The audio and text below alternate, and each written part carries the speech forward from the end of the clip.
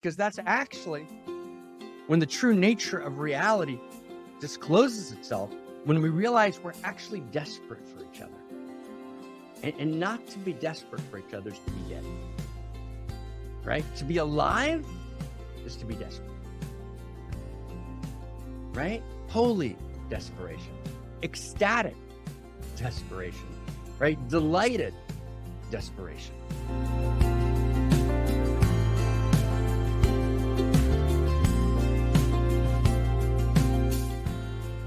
I'm going to do a kind of intention setting, but in my intention setting, I'm going to do the intention setting through a recapitulation, right, of the core of last week and add two major pieces. And I'm going to change the order a little bit. I'm going to turn to David. David's going to resonate the code. So we'll have the code in the space. Okay. David's going to resonate the code. Then after David resonates the code, I'm going to kind of set intention through doing this kind of bringing us up to where we were last week, where we are now, kind of trying to add a couple of dimensions. Then we're going to open up to Q&A. Now I can just say one thing. This is a change everything moment, right? In other words, it's so deep. It's so beautiful. It's so real. It's so good. It's so true. It's so filled with mystery. It's so unfolding. It's so evolving. So this is a pivotal moment. And again, if you're new, don't try and swallow it all whole. There's a whole bunch of terms that you might not be familiar with. We've been working on this new story of value for about 20 years. We're getting close to the place to, in this Da Vinci moment, like in the Renaissance, to download it into culture. We're not quite there yet. We're at a pivotal moment. So don't try and swallow it all whole. There'll be words you're not, or terms that you can kind of sort of get, but they actually have a much deeper resonance, but you'll be able to get a lot of it. Okay. Okay. And I just want to maybe add one thing. You know, my friend Daniel Schmachtenberger, Daniel always says to me, Mark, don't say you know. And I always say, and so I can't help but I say, So, I'm not claiming that everything we say here is in any sense infallible. That would be absurd. We gave up infallibility with the Pope, and the Pope got it wrong himself. Okay. But I am saying that we're thinking very carefully. Right? These are not blind declarations. These are not just claims. Right? I wouldn't dare speak a sentence if I hadn't meditated on it for, decades, and spent, tens and tens of thousands of hours pouring through the interior sciences, parts of the exterior sciences, different strands in world philosophy, right? And as I've spent, 5 decades on this, and been in deep conversation with some really key interlocutors across the world who are themselves, each the leading edge of their field. And then that weaves together, and then she, as it were, right? Reality, the goddess, right? Eros herself speaks it for us. So I'm not saying we get everything perfectly right, but we're making mistakes in the right direction. And we're not being casual. It's not a casual declaration. So you can take it with a certain amount of gravitas and then take it in. And then anyone who wants to become a master of the Dharma, meaning to step in, to read the books that have been written, to step into the process of preparing the next ones, and enters in all the way and fully takes it in and becomes, somewhat of a master in any part of themselves, then start to contribute. Everyone's welcome. At the center of this revolution, of this one mountain, many paths, of this being Da Vinci in this new Renaissance, at this responding to the Metacrisis through a new story of value rooted in first principles and first values, at the center of this revolution, there's no gurus. There is a unique self-symphony. And the unique self-symphony, everyone has a role, and everyone has a place, and everyone has an instrument, and everyone has to play their instrument in the unique self-symphony. And I can't play mine if you don't play yours. And we need each other, and we love each other. And to say I love you is to say I need you.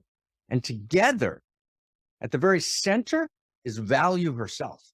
At the very center is goddess herself, is she. Right? We're in devotion to she. When I do private sessions with people, which we call Holy of Holies, and we bow to she that lives in thee. We bow to she that's in the center. So she is the Dharma. She is the first principles and first values. She is the mystery unfolding in response to suffering, participating, right, in the evolution of love, which is the evolution of consciousness in this particular moment in history when we're faced with a metacrisis of potential dystopia, potential, not when we say existential risk is suffering, existential risk is potential suffering. There's already an enormous amount of catastrophic risk, but we're just at the beginning. And existential risk, the potential extinction of the whole thing, the death of humanity, or perhaps even worse, the death of our humanity. And our understanding is that the response to that has to be a new story of value, that only a new story of value raises all boats. Only a new story of value transforms the very source code itself, which then trickles down and transfigures all of our economics and all of our politics. So that's what we're going to be doing together. Okay? Okay. Unique Self Symphony. Okay, we ready to go? So David, give us the code. Here's this week's evolutionary love code. Homo Amor is vocationally aroused to commit outrageous acts of love. She or he commits the outrageous acts of love that are a function of his or her unique self. Outrageous acts of love are almost always that which we can get away with not doing. An outrageous act of love might be smiling when we want to withhold, or opening our heart when it's more comfortable to keep it closed. An outrageous act of love might be changing the tone of your voice. It might be sending a text with an overflowing heart. It might be taking a stand when we can get away with not taking a stand. Outrageous acts of love are when we give ourselves outrageously, beyond our traumas and our rackets and our issues and our patterns. With true outrageous acts of love, we can always rationalize to ourselves why we don't have to do them. Genuine outrageous acts of love are the fabric of the intimate universe realizing its omega point in you as you. What moves us to commit outrageous acts of love is evolution itself. Goddess herself, she. And with that, it's my pleasure to turn my word back to you, Dr. Mark. David, let's just a very brief kind of capitulate or recapitulate. Last week, let's add a couple of pieces and then open it up for questions. Okay. And if perchance you weren't here last week, so if I can just super tenderly, like really invite you to listen to it. We had just a fabulous, but crazy important conversation. David, thank you so much. So you're welcome to listen to it. Maybe we'll put it in the chat box for later, or maybe we'll send it out, this week we'll send out this week's One Mountain with last week. And I want to thank especially, Jamie and Jacqueline, who did so much to make this week happen like they do every week. And, Lena, who did an enormously beautiful job, actually poetically editing, artisting our talk last week. And I believe it's already up on Medium.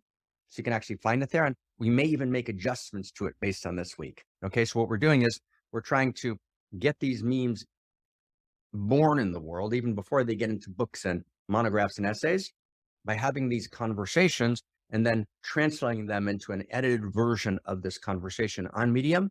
From there, it's the beginning of its ride into culture. And Ujis is doing so much. Ujis is doing so much. Ujis, we literally couldn't do it without you.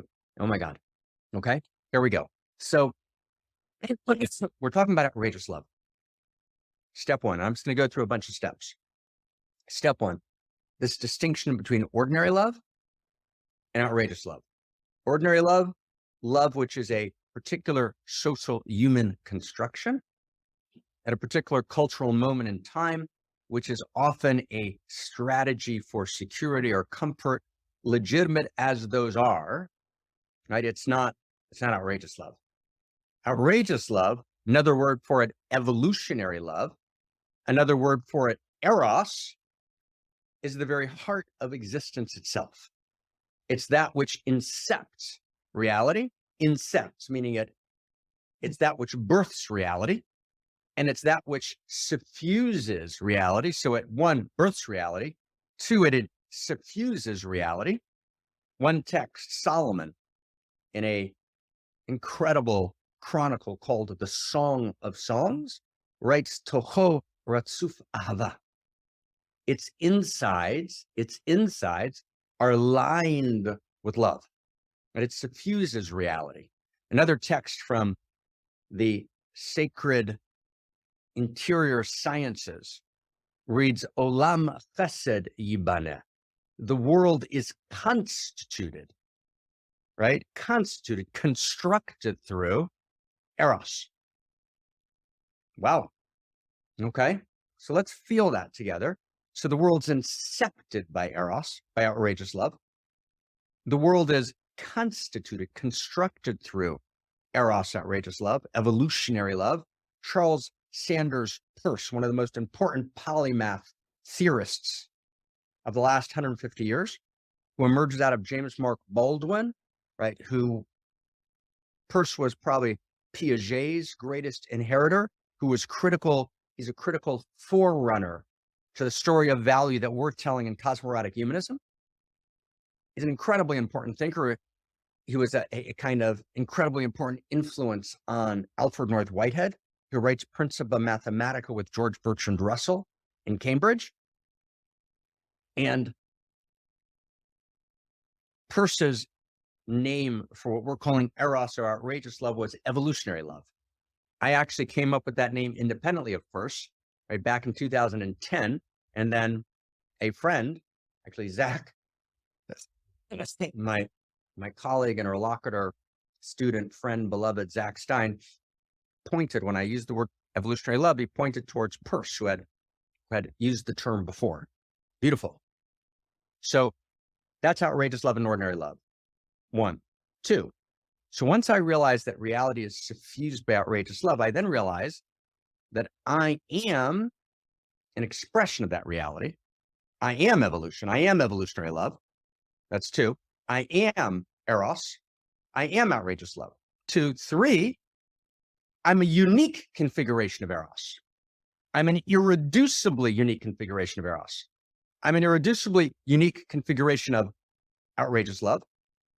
I'm an irreducibly unique configuration of evolutionary love. So, one, I'm not just a separate self. I'm true self. True self means I'm not just in this narrow, limited, trauma-informed story, although that's extremely important to work with and to deal with, but that doesn't exhaust who I am. That's separate self, and often a broken, traumatized separate self. But I'm also true self. And true self is an affront to narcissism. Does everyone get that? True self is an affront to narcissism. And as I get narcissistically involved in my separate self story, I should work it. I should work with it. I should do my trauma work, of course. But when I get into a recursive loop and I keep repeating that same story, and I don't have consistent and direct experiences of true self, then I get lost in a narcissistic recursive loop. And so true self is an affront to narcissism. But then I transcend, I move beyond even just true self, and I realize I'm not just a true self, I'm not just inseparable from the field of outrageous love. I'm not just part of the field, I'm an irreducibly unique expression of the field. Now, that notion that I'm an irreducibly unique expression of the field that's needed by the field, that's unique self. And if true self is an affront to narcissism, then unique self is an affront to shame. So let's catch that. If true self is an affront to narcissism, then unique self is an affront to shame. And shame is the inability, the shame, which feels like I'm unnecessary, which feels how I'm not worthy, like I'm an extra on the set. But even worse, it's the shame that feels like I'm broken and I can't be fixed. Right? They stopped making the part that you would need to fix me at the factory. I'm not fixable.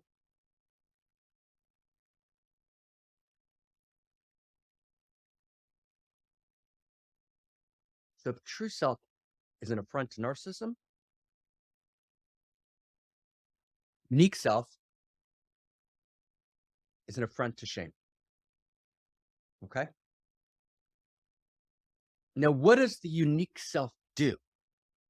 The unique self, who's a unique configuration of outrageous love. What does the unique self do? The unique self commits outrageous acts of love. And that's the subject of the code this week, right? The unique self commits outrageous acts of love. Now, let's now add to that. So what we talked about last week was the realization, and we did such a deep dive last week, I'm not going to be able to recapitulate it all, but I want to get at least a sense of it. The realization that actually, as above, so below. But when I say as above, so below, I don't mean it as a kind of classical Hermetic principle. So the Hermetic principle, as above, so below. And anyone who wants to kind of write in the chat box the Dharma as we go. So we kind of create a kind of group process of writing, and we can kind of see the Dharma, right? As we talk, that's a fantastic, beautiful idea, right? So we have this principle, this Hermetic principle, as above, so below. So that principle is usually understood as a structural principle, right? Above and below are the same. We now understand that that's not accurate. It's not that there's an above and a below that are parallel universes, but actually we live in a participatory universe. A participatory universe, which means if I'm coughing below, God's coughing above, right? In other words, the universe is participatory. We participate in the field of true self. We participate in the God field, and God participates in the human field. It's a participatory universe.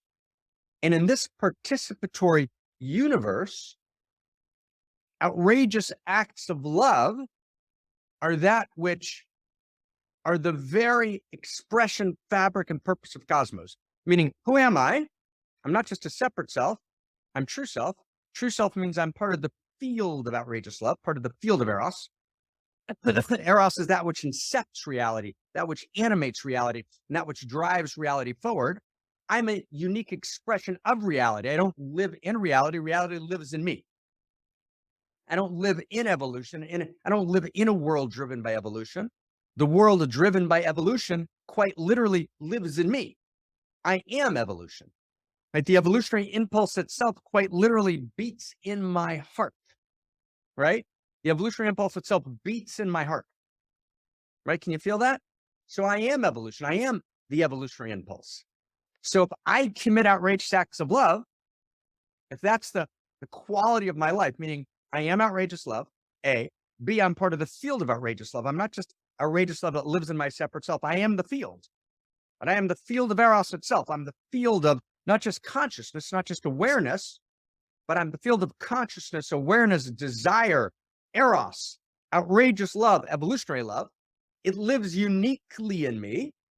So I'm a unique expression of that field. And as a unique expression of that field, I commit outrageous acts of love that can be committed by no one else that ever was, is, or will be. But if you get our structural principle, you actually understand as above, so below. As if I'm committing outrageous acts of love, then she, then goddess, then source must be committing outrageous acts of love. Does everyone get that structural principle? So what is the outrageous act of love that's committed, as it were, by God, or by source, or by the infinite intimate, right? The infinite intimate is the name of God that we're using in this generation. Right? In our new story of value, which we call cosmoerotic humanism, we've introduced a new name of God. And the name of God always means, in the interior sciences, the constitutive structure of all of reality. All of reality is names of God. That's a principle in interior sciences, which is across space and time. So if I want to understand the constitutive structure of reality, I want the way you ask it in the interior sciences, what's God's name? Not the God out there, the God that holds it all and inheres in it all. the God that animates me and holds me at the same time. So the new name of God is the infinite intimate, and God is not the infinity of intimacy, right? And not of an intimacy. God's the infinity of intimacy, not just the infinity of power, the infinity of intimacy. And what is the profound desire of the infinity of intimacy? What is the great, outrageous act of love of the infinite intimate? Does everyone understand the question? What's the great act of love? What's the outrageous act of love of the infinite intimate, of the name of God, of the divine? So here's the great act of love. Here's the outrageous act of love, right? She, he, God, source, the infinity of intimacy, the infinity of power says, I can't be me without us being we. I'm willing to love you so madly, so desperately, so insanely, that I actually am going to step back and make room for you. Even though I'm the infinity of power, I'm going to empty myself out and make room for you. Even more than that, I'm going to make myself dependent on you. I'm going to say, I can't be complete without you. I'm going to make the entire mood of the universe, the mood of divinity, dependent on you. And just to make this kind of very clear, let me just kind of give you a human expression of this so you can get a sense of how this works. So let's say you're very close with someone. It could be a beloved, a brother, a sister, a friend, but you're really close. And let's say they're in a terrible mood and you're in the same place as them. Does that affect your mood? Completely. You're right, you're gone. It changes everything. And let's say they're in a terrible mood because they're needing you and you're not meeting them. Does that affect your mood? It affects quite literally everything. So their mood completely redefines your mood. But it's only their willingness to be madly in love with you, which is their act of self-emptying. And what they're saying is, oh my God, I love you so much that if you're in a bad mood, my day's ruined, right? I'll sometimes say to KK, we're having a little argument, right? Which, I mean, of course, never happens, but if we did, I'll say to KK, sweetie, I got to work today. Like, I can't work, right? If we don't work this out. And what do you mean you can't work if we don't this work? Well, if you're not in a great mood, I can't be in a good mood, right? Because that's what it means to be beloveds, right? In other words, we're willing to be impacted by each other. So the outrageous act of love of infinity is to be the infinite intimate. Does everyone get that? The outrageous act of love of the divine is to say, without Menka, I can't do it.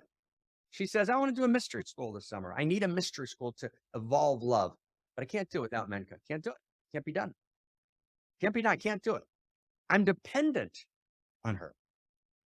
Right? I need her. And if she's in a bad mood and if she's right, can't do it. Right, Marjorie? I can't do without Marjorie. Right? And actually, reality intends uniqueness. So in other words, reality moves towards ever more crystalline forms of irreducible uniqueness. And so if reality didn't have Lena, then something would be essentially missing from reality. There'd be a love note taking place between reality and itself that wouldn't happen. Because that love note, that shocking self-recognition, but not just self-recognition, but self-completion, self-perfection, self-evolution, self-transformation of the divine can only happen through Lena's love notes to her son, to her husband, to her outrageous love beloveds, right? That's the only way it can happen. So there's this very essential and stunning way in which the outrageous act of love that is at the very center of reality is the statement that a neutron makes to a proton, which says, I can't be me without thee. And if the neutron isn't proton aroused and doesn't get together and create a stable relationship, in the first nanoseconds of the Big Bang and all through history, with a proton, the neutron disappears. It loses its identity as a neutron. It's gone. It actually turns into something else. So I can only be in the integrity of my identity through you. But here's the thing. Here's the wild, insane, outrageous act of love. In other words, what she is saying, what the infinite intimate is saying, is I'm going to manifest conscious, unique selves all over the world, where they actually become conscious of their uniqueness. And it's only when that unique self becomes conscious of her expression of me and begins to be my hands and to be my legs and to be my phallus and to be my yoni and to be my belly and to be my arms and to be my ankles and to be my knees and to be my fingers. It's only when I realize that my hands are the hands of the divine. It's only when the consciously unique being realizes I am acting. I am the evolutionary impulse herself. I am evolutionary love uniquely expressed. I'm outrageous love uniquely expressed, committing outrageous acts of love, that I become fully God. So she, source, the infinite intimate, needs us, but not us just as a homogeneous collective, but actually each of us individually as unique selves, but not just each of us individually in a kind of monadic world, but each of us individually playing our instruments in a unique self symphony. Does everyone get that? So when I pick up my instrument and I actually attune, I play the tuning fork of my life. And that's why I should do trauma work. And that's why I should do therapy if I need it. And that's why I should do my work at the separate self level, because that actually, that's my tuning fork. I clarify my tuning fork, and then I actually realize my true self. I affront my narcissism. Then I tune until I actually begin to feel the unique set of allurements that move through me. And then I go to commit my outrageous acts of love. And then God becomes God, because it's actually God Goddess who's committing those outrageous acts of love, because she's both holding me and being me in the self-same moment. And she both protects me and needs me desperately and needs each of us desperately, which means, of course, we need each other desperately. And there's nothing more dignified than to need your beloved desperately. We're so afraid to be desperate. And we've exiled desperation to some pathological expression. But friends, we should be desperate for each other. If you want to know the true state of reality, so imagine if you've ever had a sexual experience, and if you haven't, maybe you've read about sexual experiences, but if you've ever had a sexual experience where you've crossed that line, you're beyond choice, you're in choicelessness, you're all the way on the inside, you're 10 seconds before, right, entering heaven, an ecstatic explosion, and you desperately need your beloved. And at a certain point, the split between you and your beloved disappears, and you begin to pulsate and throb in union in this larger we, in which there's also thee and thee as irreducibly unique selves, ultimate unique self-sexing as one, and yet individuated beautifully. That sense of desperate need for the other is actually the true nature of our experience. It's the true realization of reality in every moment of reality. That's what we mean when we say the sexual models Eros. That actually, that moment when we cry out, oh God, yes, in the name of the beloved, that's when we're on the inside of the inside, which is why in Solomon's temple, you have these two cherubs making love above the sanctum sanctorum of the Ark of the Covenant in the inner temple. Because what the interior sciences are saying, right, is that it's in this place that we know the true nature of reality. It's why temples in India are filled with yab yum, with God Goddess making love images, because that's actually when the true nature of reality discloses itself, when we realize we're actually desperate for each other. And not to be desperate for each other is to be dead. right? To be alive is to be desperate, right? Holy desperation, ecstatic desperation, right? Delighted desperation. So that's a sense of where we've been. Now, let me just add one piece and we're going to open up for questions. I'm just going to add one piece. In order to play your instrument in the unique self symphony, which is your instrument of the unique self symphony, is to commit your outrageous acts of love, right? So your instrument in the unique self symphony is to commit your outrageous acts of love. And this next piece is from my friend Matti, because we've talked about this before. So your instrument in the unique self symphony is committing your outrageous acts of love, which are a function of your unique self. But in order to commit your outrageous acts of love, you need to be willing to take your unique risk. Now, here's the key, Brother Tom. Here's the key, right? Here's the key, Brother Terry. Here's the key. The key is you can explain away to everyone why you shouldn't take your unique risk. In other words, if you think that the culture around you is going to support easily your unique risk, then it's not your unique risk. The nature of your unique risk is such that it's a risk. Now, the true risk is not taking it, because if you don't take it, then the very purpose of your life disappears. You're unable to commit your outrageous acts of love, your irreducible, unique, outrageous acts of love, which is she being thee. Right? God comes alive through your outrageous acts of love in that unique way. And that's, you're born for that. You become divine.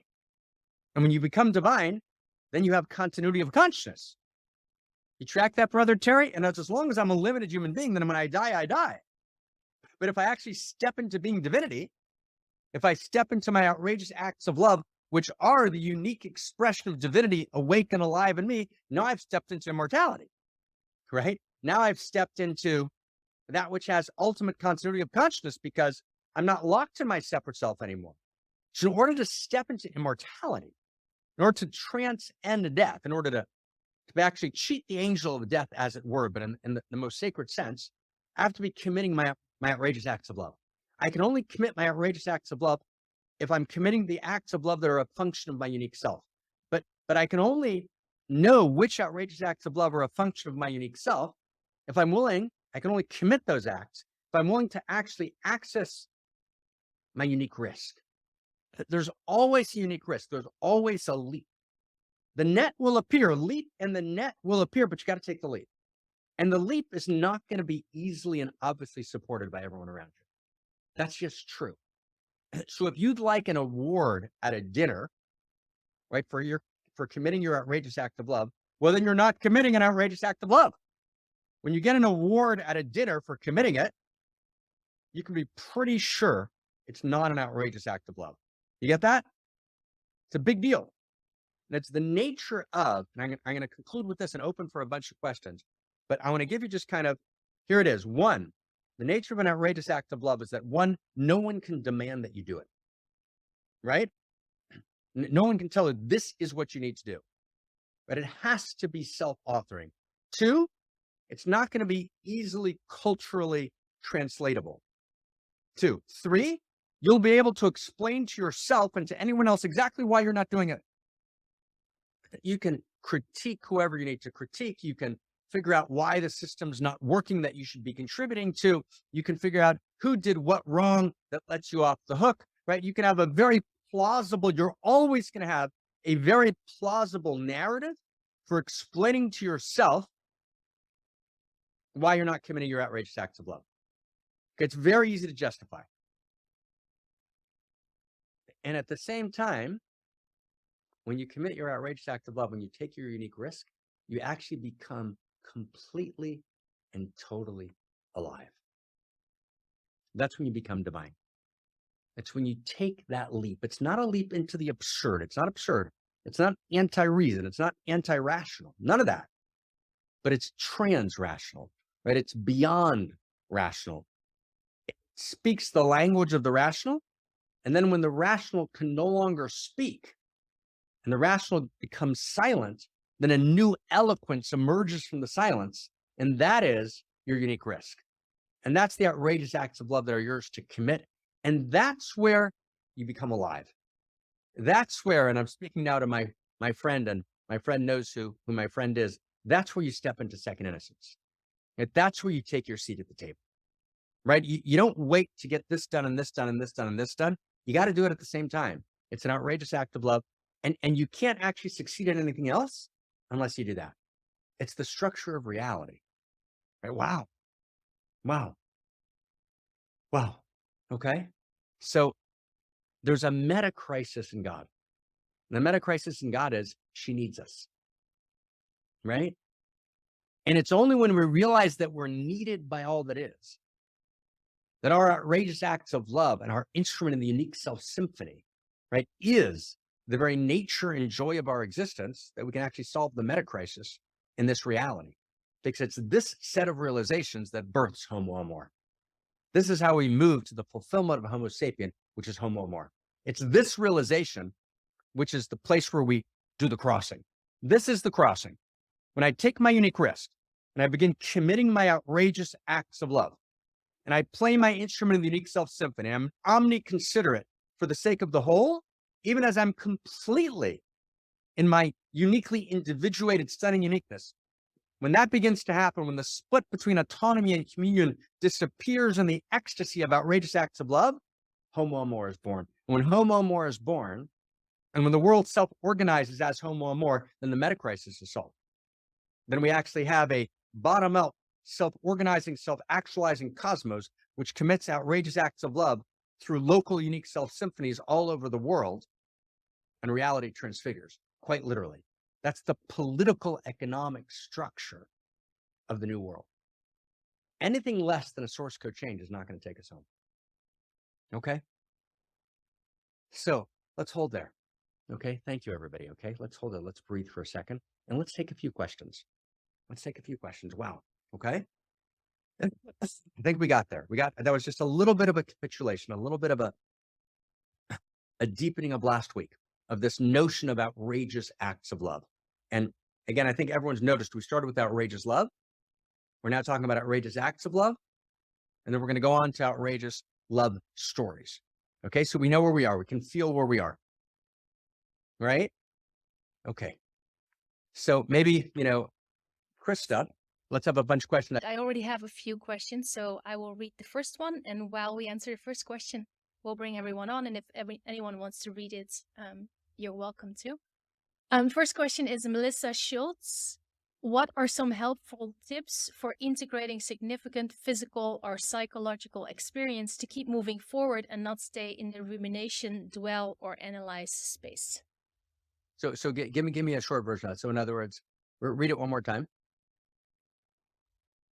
Read it one more time. What are some helpful tips? The short one is to keep moving forward and not stay in the dwell and analyze space. Okay, so how not to get stuck, right, in the kind of trauma space in order to move forward? Because that's one great question. Okay, and I think, Melissa, you're right. I think we've actually kind of addressed that. Thank you, Melissa, right, implicitly all the way through. So that's fantastic. Fantastic. Give us the second one. Second one is from Sage. Can you explain how this is not codependency? Okay, fantastic. That's great. Are we writing these questions in so I can see them? Can we write these questions in? Somebody write them in as we go so we don't have to remember them. We can all see them. So one is, I got the first one. How do we move past trauma? Just call that. How do we move past trauma? Two is, why is this not codependency? Go ahead. Fantastic. Okay. From April. What is an example of a unique risk that you have taken? I know it's different for each person, but it would be helpful to see an example. Okay. And I'm going to add one. This is one that a dear friend of mine wrote. All right. And she wrote, and I don't have permission to use her name, but she'll know who she is. Okay. Right. She wrote, in the moment of outrageous act of love, I'm an atheist. And she was referring back to our earlier conversation that you have to be an atheist, meaning you've got to almost bracket God. God's not going to do it. It's up to me to do. I am evolution. So she writes, in the moment of outrageous act of love, I'm an atheist, right? Homo Amor is someone who lives as outrageous love. That is in a continual act of outrageous love. So doesn't it follow, like day from night, that Homo Amor is an atheist? In other words, to become Homo Amor, you have to become an atheist. So I'm going to address actually, all three of them, briefly. So I want to address the last one first. So what this last question was addressing, I don't know if anyone caught it, was that 2 weeks ago we said that in order to actually commit an outrageous act of love, you have to, as it were, bracket everything. And it's the second you think God's going to take care of it, then you don't step in, right, Shahati? Right? In other words, if I think it's going to happen anyways, I don't step in. But when I actually know it's really me, it's only me, right? It all in some fundamental sense depends on me, right? Then I step in a very big way. Okay. So there's this notion, and Nachman of Breslov, who's one of the great masters of interior sciences, says that when you see a poor person and you have to decide, right, Brother Tom, you got to decide, do I help that poor person? In that moment, I become an atheist, right? For that instant, right? I mean, there's no one else but me. Now, of course, just stay close, everyone, and stay close, right? Angel, right? At that moment, there's no difference between it, what I would call ultimate pantheism and atheism, right? Meaning it's an atheism, which means there's no God out there, right? It's just me. But that just me is the divine, right? I am God, right, Paul? Right? In other words, there's no other God who's going to do it, right? I am the face of God who in this unique moment can respond, right? And in this unique moment, Jane, in this unique moment, I'm not thinking about being one with God. It's just me. God's awake and alive in me, but I'm not religiousing it. I'm just being it, right? There's no split between me and God, right? There is no God out there that's going to do it, right? So in some sense, right, the question was, so does Homo Amor need to be an atheist? So the answer is Homo Amor needs to be a complete atheist and completely God at the same time. And that's the exact point. In other words, there's a holy atheism, or there's what we call heresy, which is faith. Who knows the word heresy? Who knows the word heresy? Just together. So heresy, which is faith, means I reject any small notion of God, any caricatured divine, right? Any small God I reject, I'm a heretic. But what am I? I'm a heretic who has faith. I'm a heretic. I reject all small gods who are going to take care of this. I embrace my direct realization of a meaning-infused cosmos, of a value-infused cosmos, right? Of a cosmos which is all the infinite intimate, the cosmos which is all a love story, in which even the question makes no sense without the love story. And then in this moment, I have this irreducible knowing, even when I can't work it out, that actually value matters and value lives through me, and I have to respond now, right? In that moment, I merge with the divine. There's no separation between me and the divine. I'm beyond thought. Like, so what we're doing is we're liberating the spark, right, of looking for a book here. We're liberating the spark of holy atheism. Here's a book by little show and tell here. Everyone got this book? It's by John Gray. John Gray's a professor. It's not my friend John Gray who wrote Venus and Mars, right? A very different man. John's a professor at the London School of Economics, and he wrote a book called 7 Types of Atheism. About half of the book is wrong, but the other half, he's got a sense of this. Okay. I never read the book till late last night. I was late last night, about 3 a.m. I was skipping through the book. I said, "Oh, nice, John." Right. In other words, my grandmother would say, "Alavai, would were it that all atheists were John Gray." Right. In other words, at least parts of this book are faith, which is heresy. Right.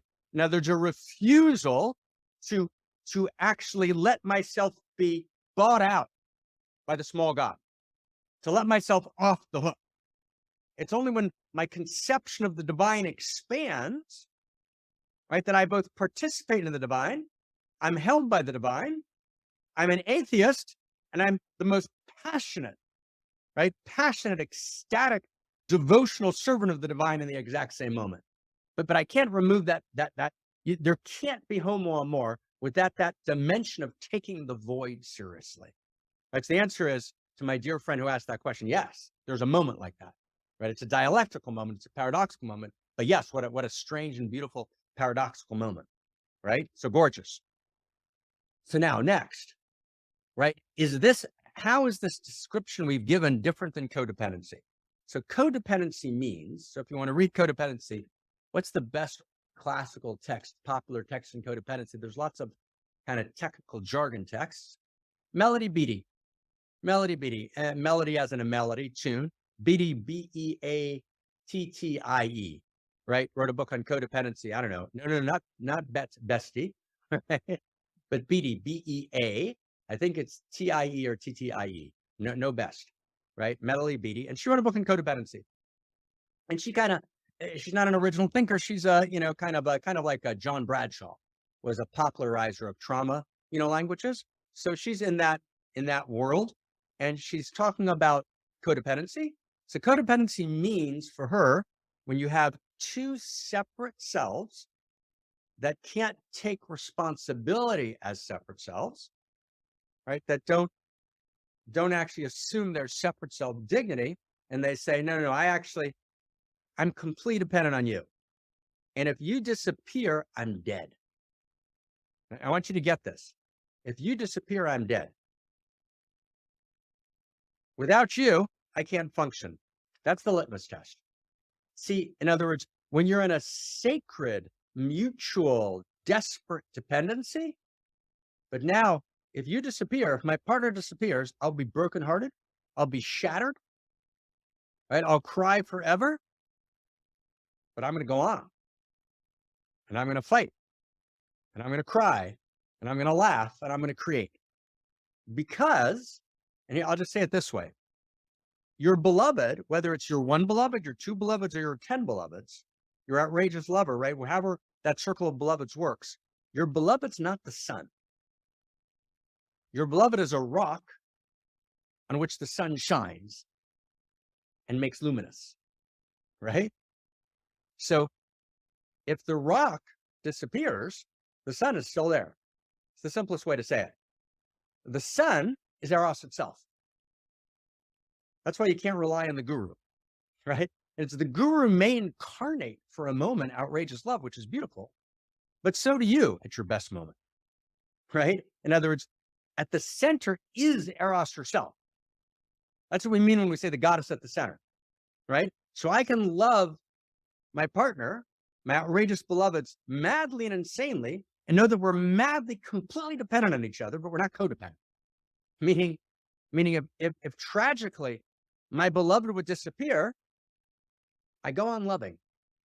And I got to tell you, one of the most beautiful examples of this is that dear man, Elie Wiesel. We came across each other just a few times, at the end of his life. And, Wiesel won the Nobel Prize in literature. And he talks about, in a book he wrote called Night, in the 60s, right? He talks about Rude, talks about, being in a death camp in 1944 and seeing a boy hanging on the gallows. And he says, I looked, and there was God, dead, hanging on the gallows, right?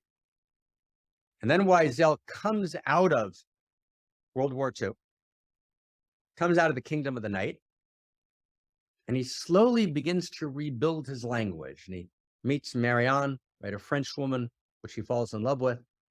And he begins to build of life.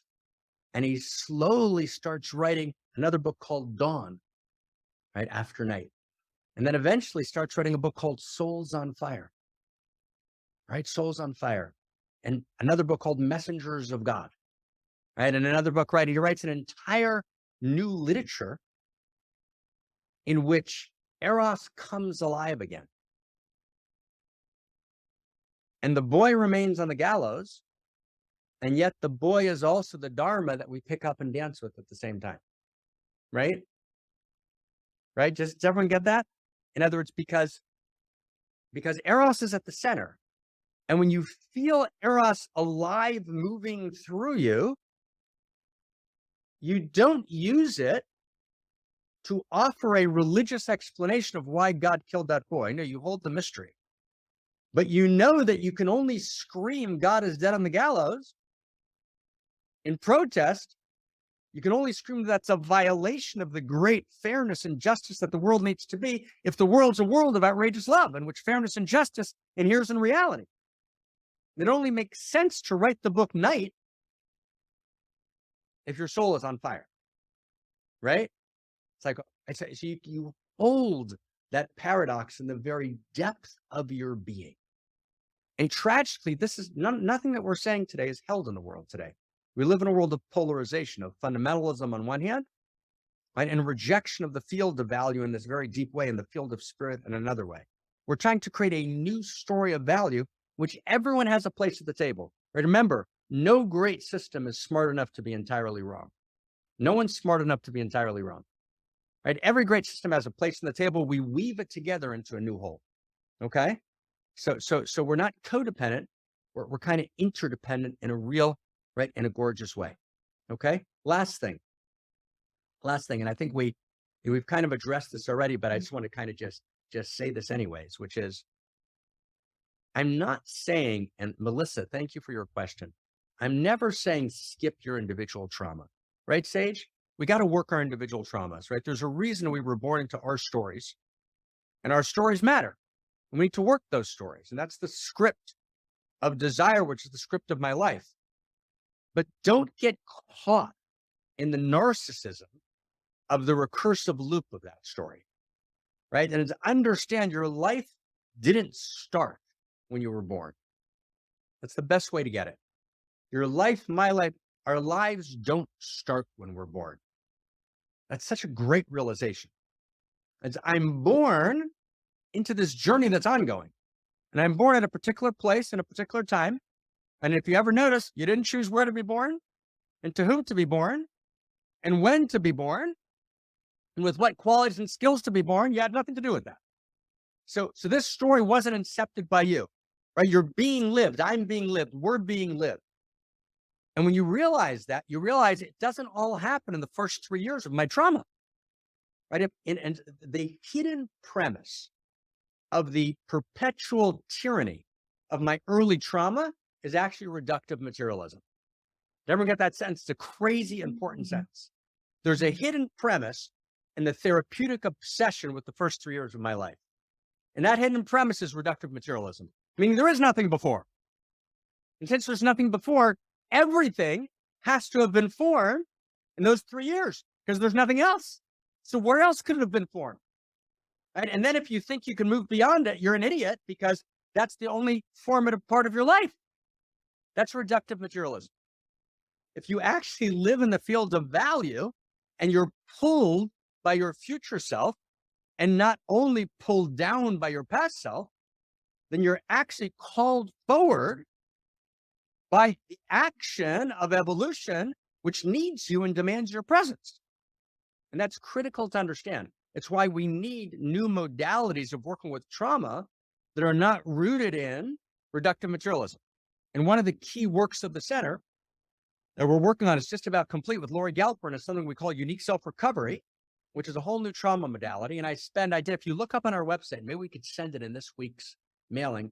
I did a couple of dialogues with Dick Schwartz, who wrote this thing called Internal Family Systems, right? Dick was on our board for a bunch of years, right, about this conversation.